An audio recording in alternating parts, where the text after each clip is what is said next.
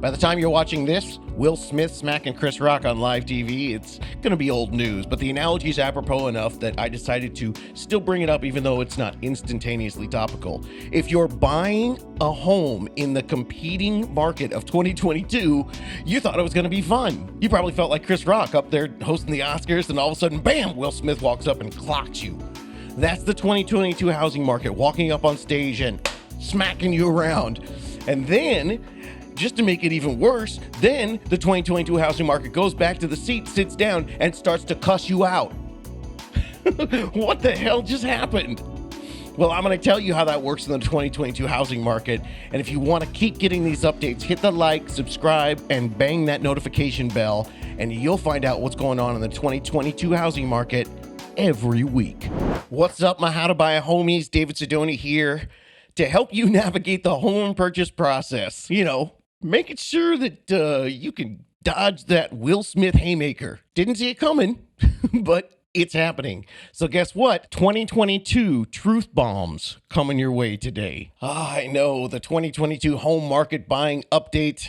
Not really what maybe you're excited to hear, but I've got some answers for you, so let's get into it. First update comes to us from TikTok. Yeah, I'm trolling TikTok, gang. Come find me at How to Buy a Home. It's fun.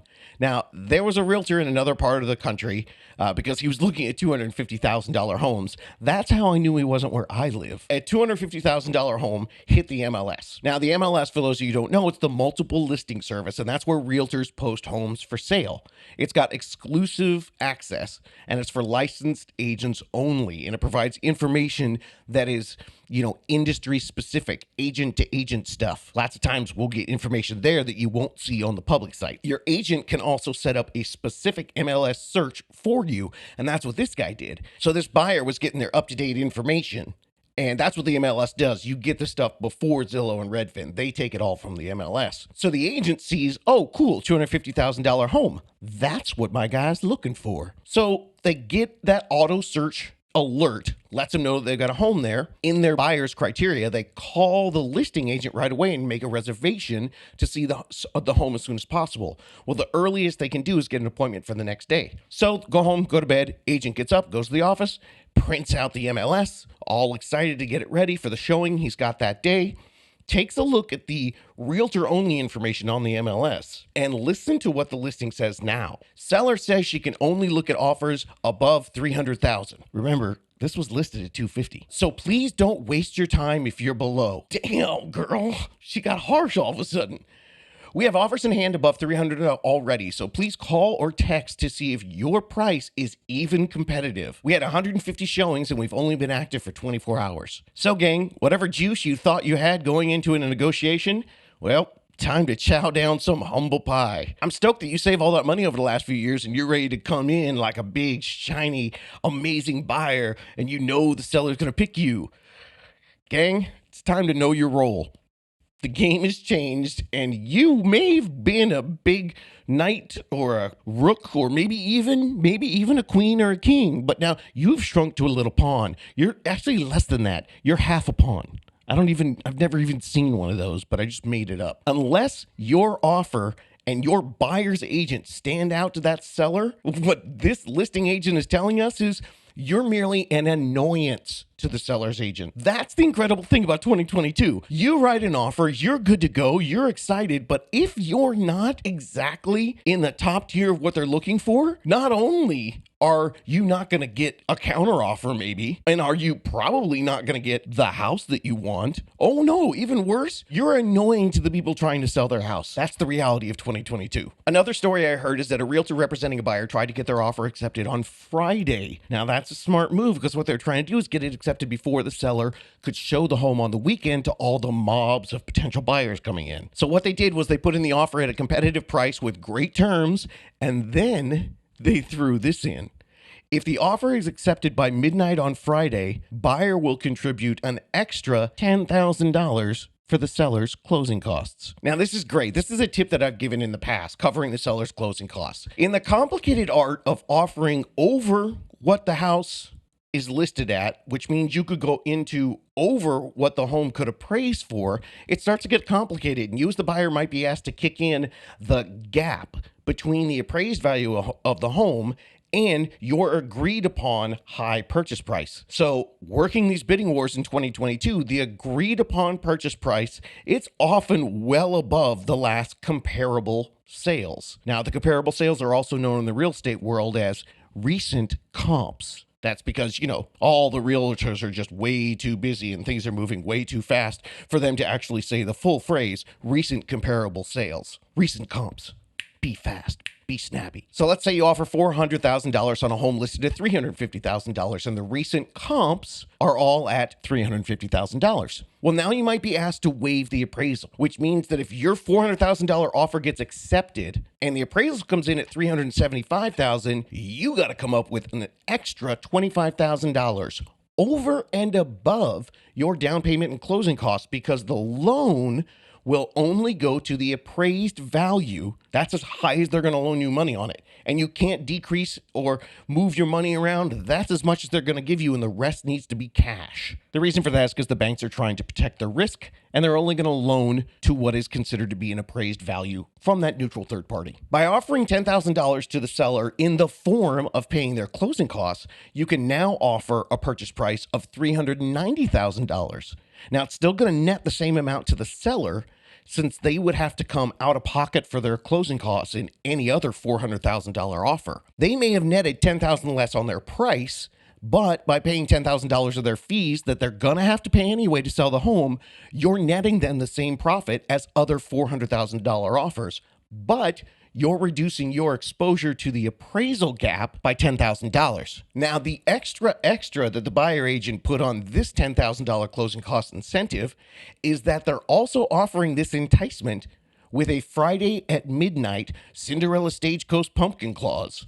It's to try to get the home for their buyer before the madhouse of all the other buyers crash on the home over the weekend. Do what you got to do in 2022. That is seriously going to be my new motto. Now, here's another one for you. And I got to tell you up front, I have no idea the legality or the exact terms of how this offer worked. I'm just reporting the news. But I heard about this in my exciting life of trolling the world of real estate social media. So the truth of the matter is, when you're trying to purchase a home right now, most of the time buyers are like, hey, what's going on with the seller?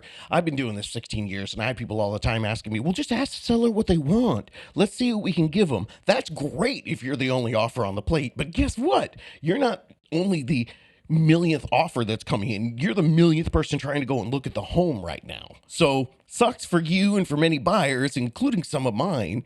But, if you want to say to the agent, hey, we love the house, we want it, just ask them what it's going to take to get the house, and let's make sure we offer that. Again, don't know what crack you're smoking, but that's not happening right now. I know it might have worked in the past for your friend, your aunt, or your parents' purchase when they bought a house. But again, that's old news.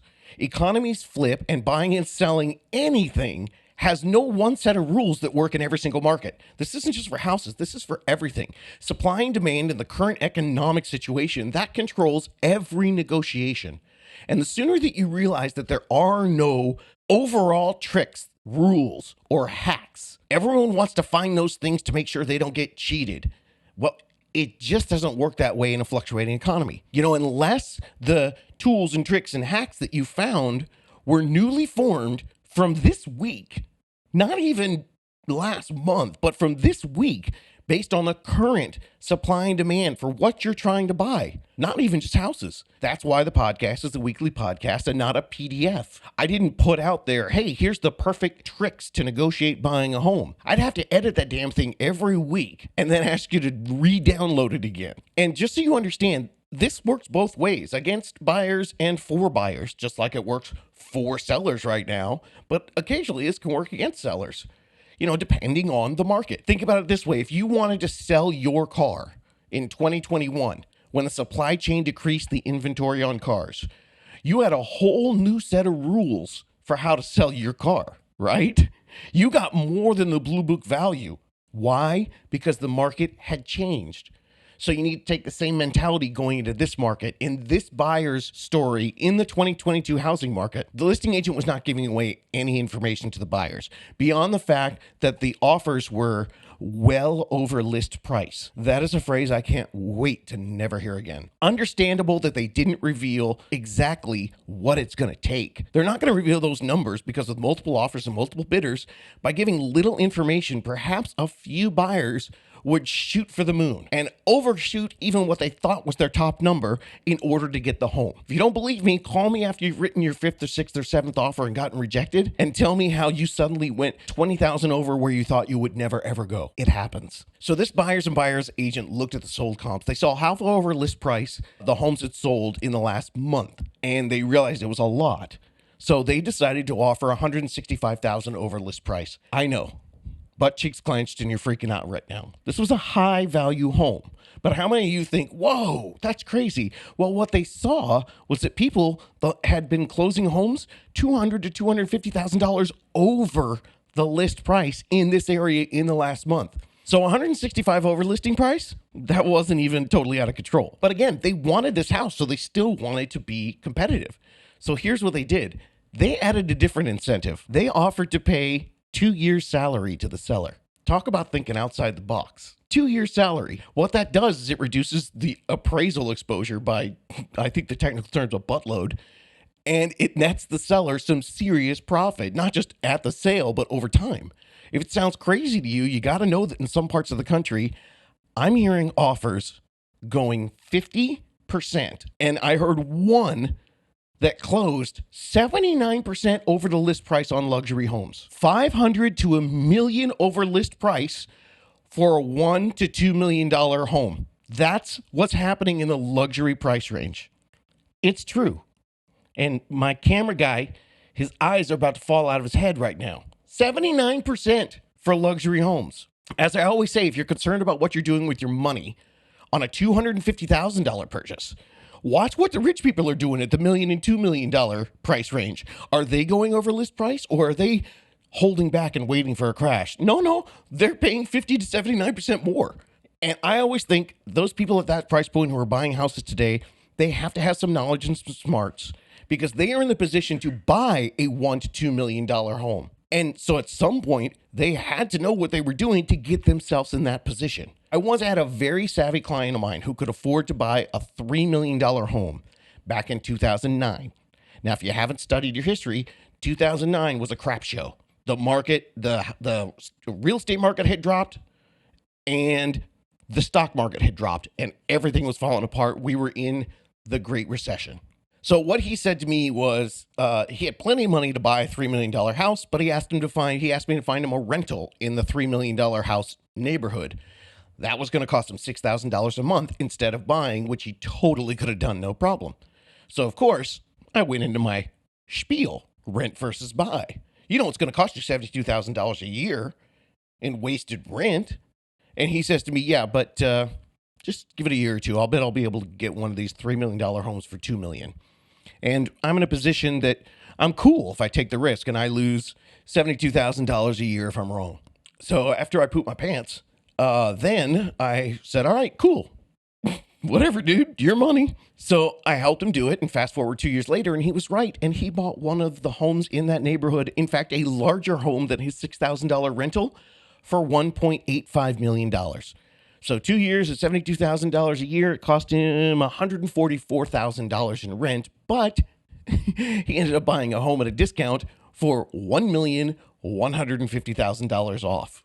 Follow the smarties. When they're waiting, wait.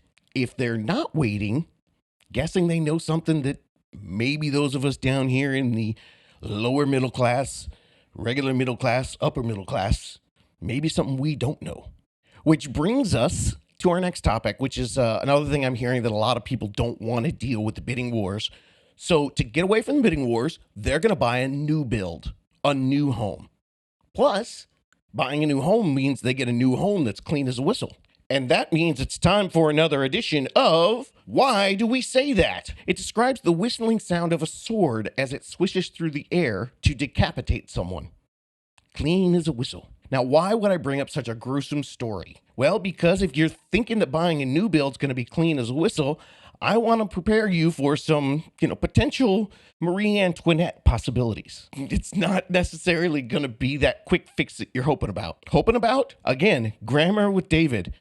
Now, some buyers think that new builds avoid the big bummer in the 2022 buying process. The avoiding the drama, it sounds super bitchin' to them. So you think, hey, I get to avoid the pain twice. One, I get to skip all the bidding wars, and two, I don't have to deal with the hidden problems since so many people buying resales are being told that you're not going to get any repairs or credits after you do your inspection. And I might even, the sellers might even demand that you even waive the home inspection if you want to be considered to even get the home. And of course, that home inspection gives you the comfort and the safety. But now they're like, you know what? The comfort and the safety of buying a new home, without that money pit of a problem, that sounds pretty enticing to some people. Here's the current market info on new builds in many areas. You are not going to like this. They have bidding wars too.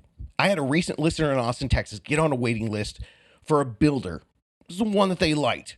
And they found out that they were 63rd on a list with 85 names. Yep, hate to break it to y'all, but in most areas, getting a new build is not a secret hack. You're not the only one who figured this out. Remember, the inventory shortage is happening because of the builders not being able to build fast enough. They had pandemic stalls, lumber price increases, and supply chain issues. And though that issue is resolving right now, you can't build a house in a day, so they're still behind. They're in massive catch-up mode. And then there's this little fun nugget. The ones they have completed, they've got plenty of buyers ready to pounce. So they're actually doing lotteries. Lotteries for just patches of dirt. Not even a home begun to be built there yet. Oh, and while they build on that patch for 3, 6, or 9 months, they will, and they have done this, get you to sign a contract and then find clauses in that contract that you signed with them, even with your deposit down. And they'll find a clause to raise the price during the construction that takes 3, 6, or 9 months because the market is pushing the prices up 3, 6, and 9 months. And in some cases, they'll cancel the contract and just give you your deposit back. Why? Because they're builders and they figured out they can make more money giving you more your deposit back and selling it to someone else on that list of 85 people. So let's say you have a contract for the B model, lot number 14, and it's in the builder's tract and you put a $20,000 deposit down for a 5-month build. Cool. Now, since you signed that contract and gave them the 20 grand, a month ago, they've had 85 people who are out there and got disgusted with the real estate market. So they come in and they sign up for a new build, a Model B just like you. And they went on the builder's wait list. The wait list, it'll kill you. Well, the builder calls all the selling agents who are at the property and tells them, dude, the market's going up. Call all those 85 people on the waiting list for the next 5 Model B homes being finished and let them know that we're going to have new homes coming out at a higher price and see who bites. So now one of those 5 homes is your home. So what they're doing is seeing if anyone else is going to buy it at that increased price. Monday morning, a month after you sign the contract, the builder calls all 85 people and they only need to get 5 of them to agree to buy that home at a $25,000 increase. Now, sure, if they have to give you your deposit back, that takes $20,000 out of their current profit, but it creates a $25,000 increase for an expected new future higher total profit. And what's scary about this is I'm talking to all my unicorns all over the country. Even a supreme unicorn frequently cannot keep the deal together, as the builders often refuse to do any amendments to that original contract when they realize they've got multiple people coming at them. They take that offer in the beginning phases of a build out, and then depending on, guess what, supply and demand, they change it. So if you're 63rd on that list of 85, don't think that builder is working as fast as they can to build more homes since they have a long waiting list. Remember, they only have so many plots of land to sell. They're playing an algorithm game. If the market's going up, they're not thinking, wow, let's just keep building and building and building because we can make more and more and more. No. They only have so many lots to sell. Their game is to get as many buyers on the list as possible and then carefully watch the market and try to time each release and each price based on how high they can jack up the prices without waiting too long, losing interest, or finding a potential bump in the market where they have to sell for less.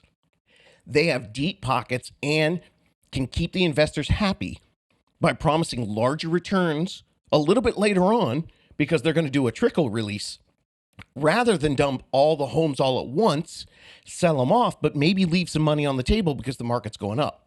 If only 5 out of 85 people on that waiting list agree to the new price, they're going to resell the homes, release the deposit back to the 5 people that signed a contract, and then work to build up another list of buyers for an even higher price point for the next phase release, or maybe for that same release and do the same thing to the people who replaced you. Now, I'm talking really fast and giving you a lot of information. I hope you're taking it all in. But a lot of this, I know you're thinking, this sucks. And if you're new to the podcast, at this point, you're probably confused at the title of the podcast. You're like, dude, the podcast says it's how to buy a home. But today it sounds a little more like how there's no way you can buy a home. I feel you. Now, lots of people out there they're trying to sell you. And what I'm trying to do is make sure you understand the entire process and realize how buying a home fits in best for what you're doing. Lots of people out there are trying to sell you a mortgage today so they can pay theirs next month. That is not my jam. My goal is to educate you and empower you to buy a home when it's right for you, when the numbers make sense for you. And for some of you out there, 2022, it is the year that the universe decided that you should look into this. But maybe it's not the year for you to do this. I know it may be discouraging and disappointing for some of you, but I'm not here to burst your bubble if you wish you'd been able to do this 2 or 3 years ago. We all do, but we don't have a crystal ball. I'm here to give you the reality of the current real estate market so you can enter into that feeling confident that you're getting real information, not just a sales pitch. I'm confident that for some of you, once you run the numbers, jumping into the suckiness of the 2022 market will be a less sucky financial decision than for you to keep paying a rent that is going to go up over the next few years. That's why I'm delivering these harsh truth bombs. Moral of the story, life's not fair. But challenges that you overcome throughout your life, they're going to make you smarter. Somewhere out there, there's a buyer who turned 26 in 2012. Think about that. Where were you in 2012? Living in a dorm, doing keg stands, and not even thinking about buying a home? Or were you wondering who was going to ask you to prom back in 2012? Or maybe you were 26 in 2012, and now you have a seething disdain for me for not starting this podcast till 2019 and holding all this information back. A la Adam Sandler in The Wedding Singer when his fiance bails on him at the wedding and tells him the next day that she isn't in love with him anymore, to which he says, once again, things that could have been brought to my attention yesterday. My sound people hate me now, but that line makes me laugh. Well, the reason why I'm telling you this is because, like you, I rented in my 20s. If you're 36 today, ta-da, I did the exact same thing. And I didn't know any better, but now I do know, so I'm telling you. So let's use this information to move ahead. Let's look at that 26-year-old buyer from 2012. After renting for 4 years before 2012 in a huge economic recession, in 2012, he had his parents that got him, her, they to stop renting and buy a condo. So good for them. So the buyer took the advice from the parents, bought a place, and guess what? It was totally easy, no drama. It was a buyer's market. So at the bottom of the market, they bought the home, and it's been going up for 10 years while they've been sitting there. Again, great story for that guy. Wish I could do it for you, but I'm not Doc Brown, don't have a time machine, although I do love DeLoreans, and I cannot do that for you. So this isn't you. Deal with it. How do you deal with this? Well, here's a fact that might make you feel better for you. I can almost guarantee that if today, in your 20s, 30s, or 40s, you learn how to navigate this challenging market, you're going to have a far better understanding of how to take advantage of future markets. You're going to be way smarter, way more savvy than that lucky 26-year-old back in 2012 who had the good fortune of his parents not only giving him the advice of 2012, since my podcast didn't exist back then, but also having the good fortune of being 26 years old, of having his, her, they parents deciding to get freaky back in 1986. Life is challenging. That's why I sing stupid songs to you, to try to keep you uplifted. I heard something the other day, again, on TikTok. I can't believe you can fix the algorithm so you get some decent stuff in your FYP. And this is something I heard. Pain is unavoidable, but being miserable is optional. Whoa. You're going to benefit so much from this. Even if you don't buy a home this year, you're going to have learned the ins and outs of the market. You're going to have learned what you can do and what you can't do. And someday, the things that you will be able to do that you can't do today, you'll be able to do tomorrow. You're going to be a battle-tested warrior who in the future will be so pleased at how easy it is by comparison for you to decipher and take advantage of the new markets. And you're going to crush that entitled, lucky 26-year-old from 2012 who never learned to embrace the harsh realities of life and isn't even close to being prepared to compete with your wisdom, your smarts, your financial acumen that you've accumulated here in the mud and the blood of the trenches of 2022. I was getting some national intel talking to my unicorns all over the country, and I talked to one of my great unicorns up in Salt Lake, and she told me that she had to have a blunt discussion with some of the listeners that she was working with. Again, like me, sometimes you have to be Captain Depression, 2022 stats and facts and monologues, but knowing that she was coming from that, good intentioned place, sometimes you got to drop the truth bomb. They were getting discouraged at not being able to get everything they wanted as the prices continue to go up. They even mentioned a bubble. So she turned it around on them and gave them the new unicorn bubble talk. She said, I actually need to burst your delusional bubble. The market's taken off in the last 10 weeks and we've missed out on the turnkey homes at 500,000. So now we need to make new decisions since you've seen all the options and all the homes that are out there. So are we going to be buying a turnkey $399 home with room to bid up, or are you looking to get 500 home that is going to need a little bit more work? Pop! Delusional bubble. Just like that. Well, I don't want to bum you out completely, but I do want you to be actually really, for realsy, informed. But let me give you some positive stories from the 2022 listeners. I got this one the other day. Hey, David, my partner and I just had an offer accepted on a townhome here in Atlanta. Good for them. Got a lot of listeners in Atlanta getting a lot of good things happening for them. And they go on to say, given the sales price, we can afford it, but it's still daunting. We just wanted some reassurance that it's better to buy now rather than later. I get sick when I see relatively similar townhomes just a few months ago go for $25,000 or $50,000 less in some parts of town. I appreciate any words of encouragement. Well, if they listen to the last few episodes, there's a lot of words of encouragement there, but I wrote back to them and told them this. Home appreciation has quickly skyrocketed since about mid-January to today. Now, because of that, the data's slowly coming in, so you're going to see those old prices and freak out. But I've personally seen homes jump 5% in just a few short weeks. Now, 5% doesn't sound like a lot, and if you haven't been doing real estate for a long time and you haven't done the math to realize how much is 5% on a $250,000 home, that's a lot of money. So you're seeing those homes 25 or 50K less a few months ago. Well, your home that you're writing an offer on right now at that new price, that's right in line with the rest of the country. I also told them, hey, no one can predict where it's going to go from here, but basic supply and demand has moved prices way up a lot faster than everyone anticipated in the last few weeks. Homes everywhere are more expensive in March than they were even just in January or even February.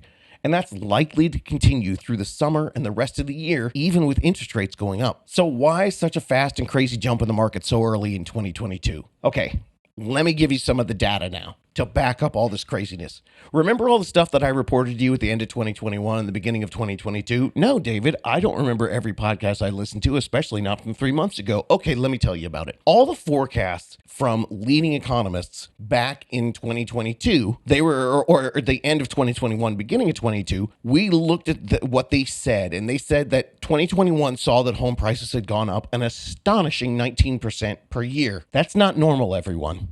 19% is insane. The average, like I said, 3 to 4% a year when you're taking all the ups and downs. That's the average. So the predictions were that we would slow down. Now, we'd slow down to what is still a historically really hot pace of anywhere to 7 to 11% for the entire year of 2022. And then let me refresh your memory on the interest rate forecasts. At the end of 2021, rates were, a little bit above 3%, and the forecast was that they would slowly rise over the entire year up to 4%. So what happened? Well, I'm here to tell you that it's only March and all of these forecasts have happened already. In January, inventory for homes were so low that things went haywire. There were only about 923,000 homes for sale in the US. That was 19.5% fewer than 2021 and 40% lower than 2020. So with that insane lack of inventory, housing prices increased at lightning speed, making all the year-long predictions for price appreciation, how much the homes would go up, all that happened in just the first quarter of 2022. Didn't take 12 months, took 2.5, 3. And what about the mortgage rate increase? People freak out about a half point or a quarter point. And I understand it changes everything in your payment plan. But now, recent jumps have happened due to inflation and the Fed and all kinds of stuff. And taking a look at the rates right now, we're up 2 full points. Not a quarter point or an eighth of a point, 2 full points since last summer. The largest jump in over a decade. But it's not because the Fed raised rates, even though that's what a lot of people seem to think. Truth is, the way that it works is mortgage rates are not actually tied closest to the Fed rate. It's actually tied closest to the 10-year Treasury bond. Bonds lose their value when inflation goes up. So that's where we're finding the raising in rates. Bonds have been losing their value, and that's happening this year. Inflation is up big time. We're talking 7.5% in March. So what does that mean? Well, like I just said, the bonds are going to lose their value. We've seen it with the inflation. The gas, the groceries, and the regular old expenses, they're all going up. That affects that 10-year Treasury bond, and it loses its value. And there you go. Now mortgage rates go up. But the reason why people think that it's tied to the Fed rate is because the Fed rate, they have a plan to fight inflation. It raises the Fed fund rate when inflation starts to run away. It's the Fed's way of slowing the economy down. So yeah, the Fed is raising their rate, but it's because of inflation. And inflation is the cause of bonds losing their value, and that is tied to the mortgage interest rates. How's that? Who tuned out like 30 seconds ago? Don't lie to me. Look, I'm giving this information for anyone who wants to understand. If you're looking, trying to find the factors, these are the way the factors work. Once again, the Fed rate is generally not tied to the mortgage rates. It's tied to other borrowing money rates much more closely. But in this case, because inflation is happening and the Fed's raising it to fight inflation, that is changing the 10-year Treasury bond, which is one of the indicators that are going to let you know where mortgage rates go. So to help clarify a little bit more, what's the Fed rate control? The Fed sets a target rate for the Fed funds by setting the upper and lower limits, which banks then base their loans off of. So that's what the Fed rate does. It averages the interest rates the banks charge each other overnight, and that's the effective federal funds rate. Crap you never wanted to know, but now you're buying a house, so you should. The federal funds rate is one of the Fed Reserve's key tools for guiding U.S. monetary policy. It actually impacts your APYs that you earn on your bank accounts, the rates that you pay on your credit card balances, and that fund rate effectively dictates what they say is the cost of money throughout the United States. So now, if you caught all that, great. If you didn't, rewind it, either for fun, for clarity, or I don't know, just for torture. Your call. But remember, gang, knowledge is power. And with this knowledge, understanding, and being able to watch all these different markets, or hire someone to watch it for you and explain it to you, or listen to the podcast, that'll help too. But if you've got all this knowledge, you can crush that 26-year-old from 2012 when you're selling your first home in 2032 and trying to buy another home. And he's trying to buy the home too, but they don't have any clue what they're doing because they've never been through it when it's hard. The deal with all this rate talk is when rates are low, it's easy to pay off credit card bills or to borrow money to buy a house.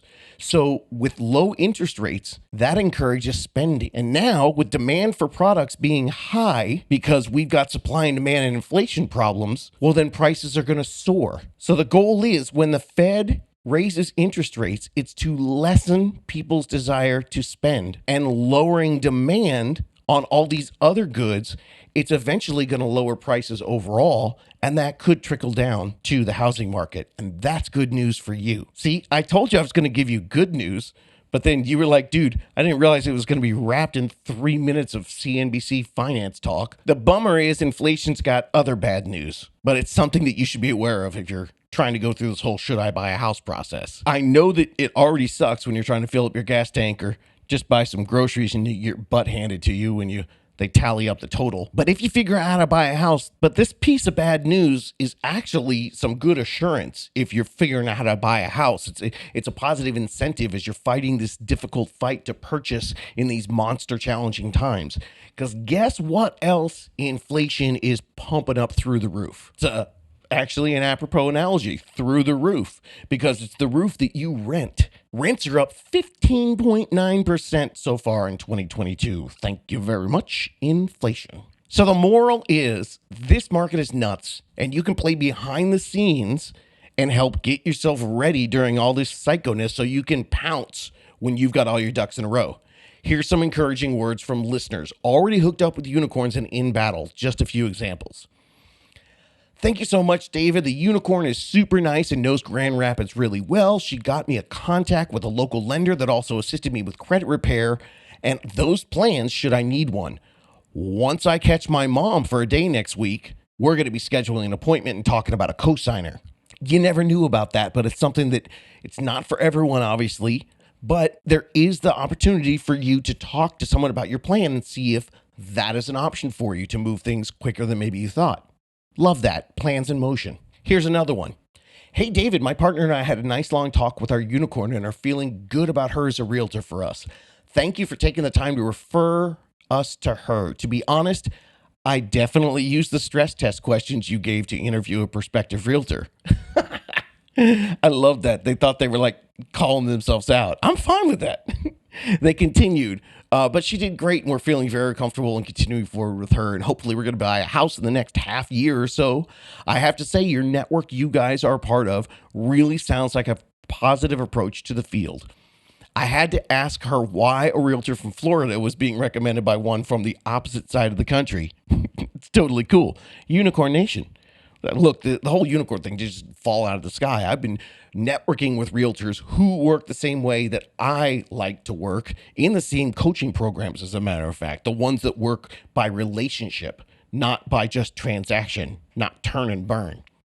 And in fact, at the end of this note, this listener said, my partner was laughing that maybe she should leave her job and go work for their unicorn. I love that. I told him that I've got several unicorns that I endorse personally, and you don't have to ask them the questions that I tell you guys to ask any potential realtor.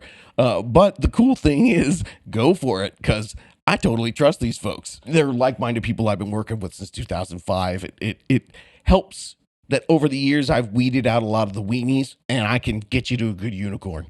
And here's one more positive story to help you get over all the crap I just laid on you in the first half an hour of this podcast. This one says, yes, I did it. Offer accepted under $200,000. I would have waited till tomorrow to send this to you, but I know that you might be up. Someone who listens to the podcast and knows that sometimes I'm here till the middle of the night. I'm getting a rent back through the month of June if the tenant stays there. Otherwise, we close by the end of May. No more need to cancel my lease. 2-bedroom, 1-bath, and the payment is $50 cheaper than my rent. I say it again, gang. This home was under $200,000, but her new mortgage is $50 less than her rent. And everyone says the interest rates are so high. You never know till you ask. Yeah, she's so stoked because then she tells me, oh, and by the way, the rent's rising $100 if I signed a new lease. And now she doesn't have to. She said she can afford to live alone comfortably, no need to rent out the room unless she wants the extra money.